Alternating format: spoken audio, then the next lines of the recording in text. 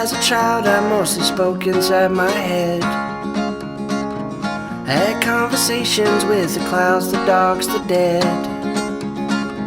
And they thought me broken, that my tongue was coated lead. But I just couldn't make my words make sense to them.